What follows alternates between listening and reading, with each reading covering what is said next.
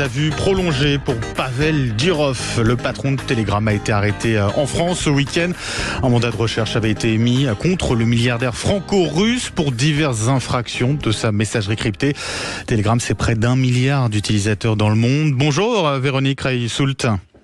Bonjour. Et merci d'être avec nous ce matin sur Sud Radio. Vous êtes la présidente du cabinet Backbone Consulting, maître de conférence à Sciences Po Paris.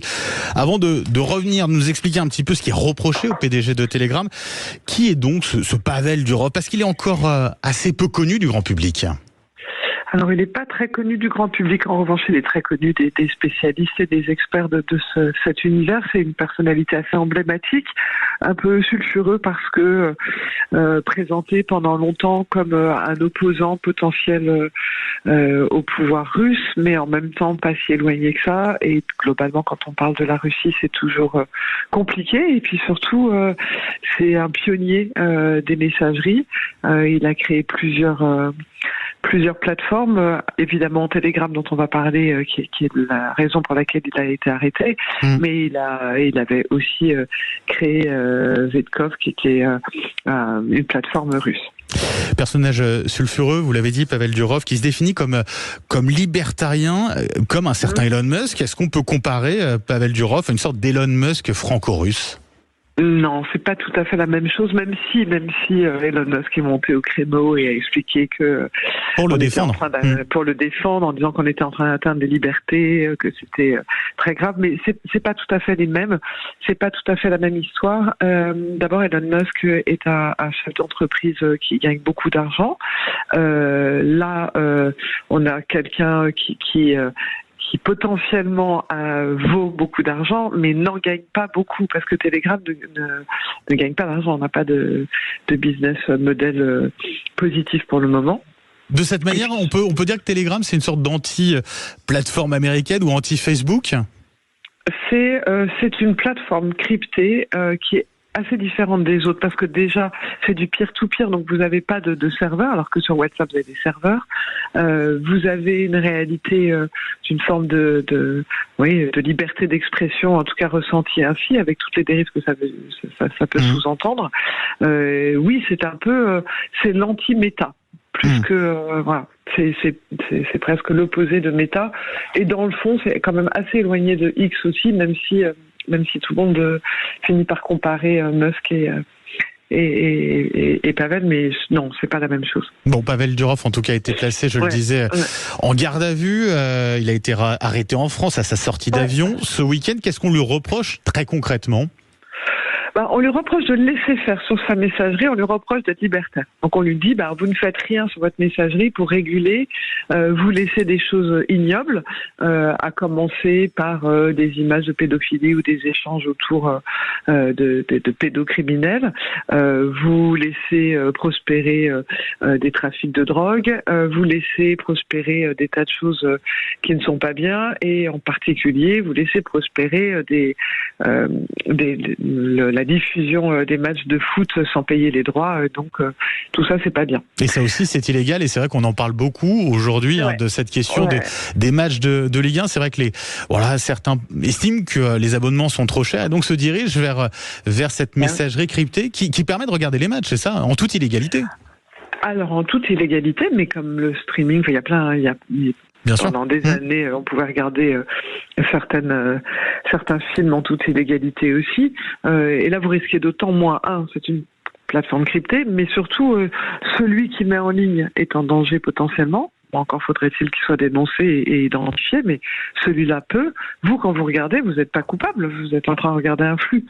Donc pas de condamnation possible pour quelqu'un qui regarderait un match de foot sur Telegram. Non.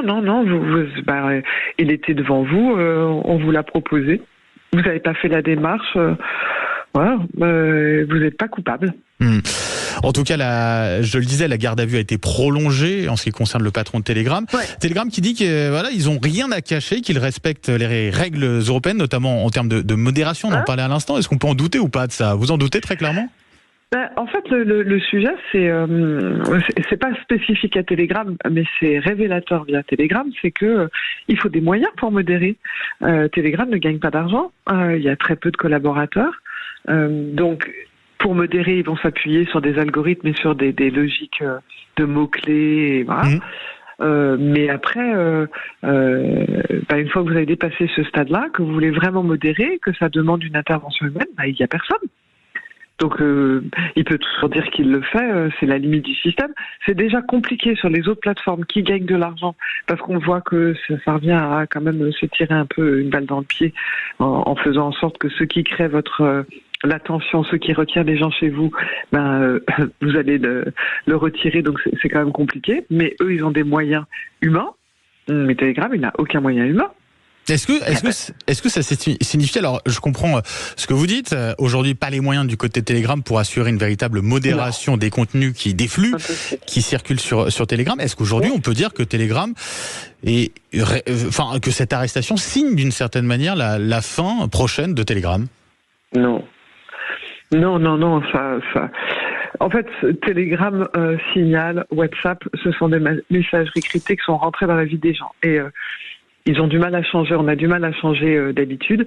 Et le fait qu'ils soient arrêtés et le fait qu'ils modèrent pas tant que ça, les gens qui sont dessus, ça les gêne pas tant que ça. Parce que soit vous tombez sur des contenus qui vous choquent, vous les signalez et généralement ils sont retirés.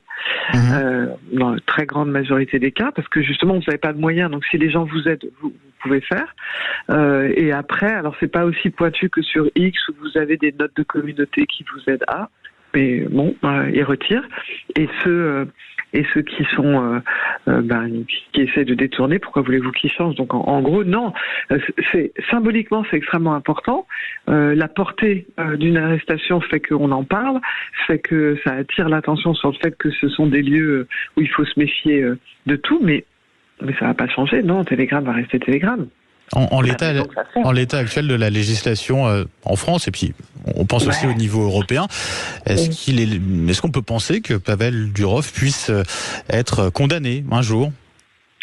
Alors, je suis pas une spécialiste des droits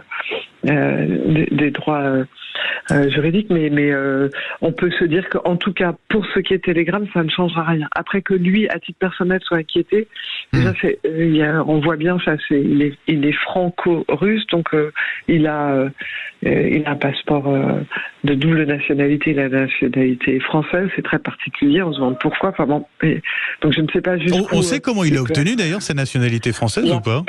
Il y a plein de légendes qui circulent, donc je ne sais pas laquelle est vraie. C'est en 2020. Rendu des services, voilà. Il aurait rendu 2021, des services, pardon. Je sais pas. Il aurait rendu des services, mais on n'a pas plus d'informations. Ouais. Donc, il y a plein de versions qui circulent, donc je ne sais pas quelle est la vraie.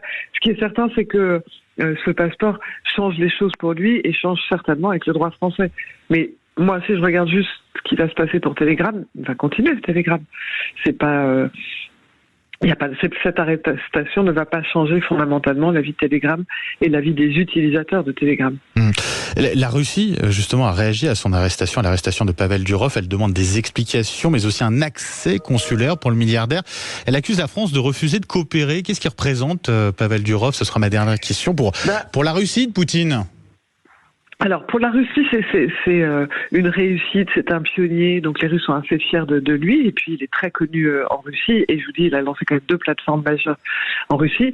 En revanche, il était censé être une forme de dissident, en tout cas être parti parce que on lui avait confisqué la première plateforme, que la deuxième on voulait le condamner, et donc il avait clamé haut et fort qu'il était contre le régime russe. Il est né en Ukraine, bon, certaines époques où l'Ukraine et la Russie étaient proches, mais il est censé être un opposant. Donc quand tout d'un coup la Russie s'offusque, on finit par se dire, est-ce vraiment un opposant? Est-ce que finalement il n'a pas dit qu'il était opposant alors qu'en fait c'était une façon de... Bon voilà, la réalité c'est que dès que vous touchez aux affaires russes et à la réalité des messageries en soi, c'est toujours beaucoup de fantasmes, beaucoup de théories de complot, et 3, une réalité qui c'est dans le fond assez obscure. Vous ne connaissez pas la réalité des motivations, mais dans le cas de Telegram, comme vous n'avez pas de serveur, c'est pas du tout la même chose que sur WhatsApp. Le peer-to-peer vous permet pas non plus de tout conserver, donc c'est plus compliqué que simplement se dire oui, les Russes voudraient écouter quoi. Merci beaucoup d'avoir été avec nous ce matin sur Sud Radio, Véronique Reissout. Je rappelle que vous êtes la présidente du cabinet Backbone Consulting, maître de conférence à Sciences Po Paris. Je vous souhaite